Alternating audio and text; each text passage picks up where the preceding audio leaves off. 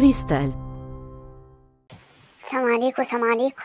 تعالوا بقى شوفوا الجمال ده. بكوبايتين دقيق هتعملي احلى دوناتس هش كده وطعمه تحفه. قمر يا جماعه.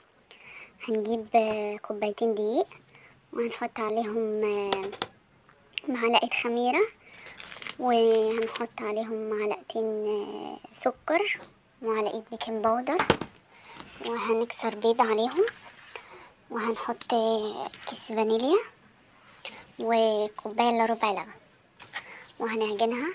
بس كده، هي الطريقة سهلة جدا وهشة كده وجميلة، وممكن تعجني بالمية عادي. وانا بعجنها لقيتها محتاجة دقيق فزودتها ربع كوباية، على حسب الدقيق اللي عندك. وبس كده هنفضل نعجن فيها، وهنزود لها اخر حاجة نحط لها معلقتين زبدة، اهم حاجة يكونوا بره التلاجة. وبس كده هنسيبها تخمر لمدة ربع ساعة. وسلم وبارك على سيدنا محمد وعلى آله وصحبه أجمعين. هنا حطيت مادة دهنية وعشان تسهل الفرد بس، وهفردها، بس السمك بتاعها يكون عالي شوية. وجبت الغطا ده بتاع إزازة، قطعته بيها، وانت على حسب السمك العجينة عايزة تقطعيها قد ايه، كبيرة ولا صغيرة. انا حبيت الحجم ده عشان لسه هيخمر. ده انا ببقى مبسوطة بالكلام الحلو اللي انتوا بتبعتهولي. بجد ربنا يسعدكم جميعا يا رب. وهلم العجينة تاني وهفردها، هسيبها 5 دقايق كده ترتاح، وبعد كده هفردها تاني. هي سهلة جدا، وقطعتها اهو، وهسيبها تاني تخمر. هنا جبت بقى حلة وحطيت فيها زيت، ويا ريت الزيت ما نسخنهوش قوي، يعني يبقى دافي كده. وهنزلهم فيها في الزيت، وهفضل اقلب فيه كده، نهدي النار عليه شويه.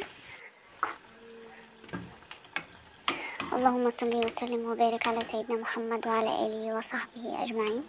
بصوا، العجينه هشه كده وطريه وجميله.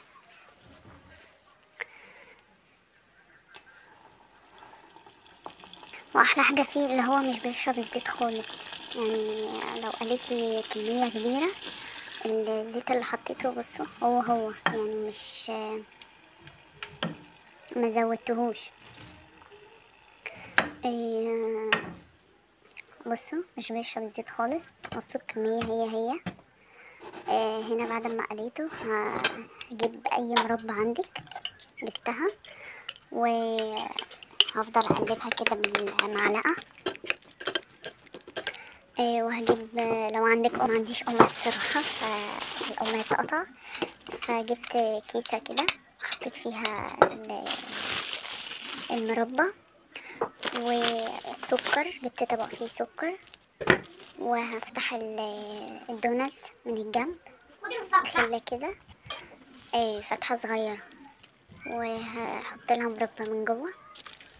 لو حابة تحطي شوكولاتة، حابة تحطي اي حاجة حطي. واحط لها سكر من بره. طعمها تحفة بجد، هتجربوها وكلفيها من بره، واللي في البيت طبعا بتبقى طعمها احلى.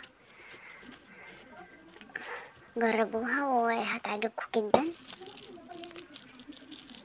ممكن تحشيها شوكولاتة، او تحشيها اي حاجة عندك. هنا كان عندي حبة شوكولاتة سيحتهم وحطيتهم كده من فوق. وبس كده، ان شاء الله تجربوا الطريقة دي وان شاء الله تعجبكم. وبجد شكرا جدا للكلام الحلو بتاعكم. ربنا يا رب يسعدكم.